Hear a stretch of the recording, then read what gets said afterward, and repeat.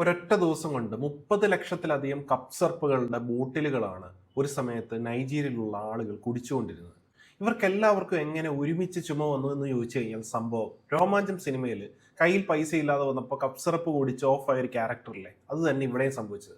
ഈ ഒരു particular cough സിറപ്പിൽ codeine എന്ന് പറയുന്ന ഒരു പെയിൻ കില്ലർ ഉണ്ട്. ഇത് നമ്മുടെ ശരീരത്തിലുള്ള എൻഡോർഫിനേക്കാളും വളരെ സ്ട്രോങ് ആയി ഒപ്പിയോയിഡ് റിസപ്റ്റേഴ്സിൽ ബൈൻഡ് ആവുകയും അത് കൂടുതൽ നേരം ലാസ്റ്റ് ചെയ്യുകയും ചെയ്യും. അതുകൊണ്ട് തന്നെ ഇത് കൂടുതൽ ആശ്വാസം തന്നിരുന്നു. പക്ഷേ ഈ വീഡിയോയിൽ കാണുന്നത് പോലെ ഈ കഫ് സിറപ്പ് ഗ്ലാസ്സിൽ ഒഴിച്ച് കുടിക്കുന്ന അവസ്ഥയിലേക്ക് വരുമ്പോൾ ഇത് ഓവർഡോസ് ചെയ്യുകയാണ്. അപ്പോൾ അതിൻ്റെ ഭാഗമായിട്ട് ഈ റിവാർഡ് പാത്വേസിന് ഇത് നല്ല രീതിയിൽ ട്രിഗർ ചെയ്യുകയും ആളുകൾ ഒരു ഉന്മാദ അവസ്ഥയിലേക്ക് എത്തുകയും ചെയ്തിരുന്നു.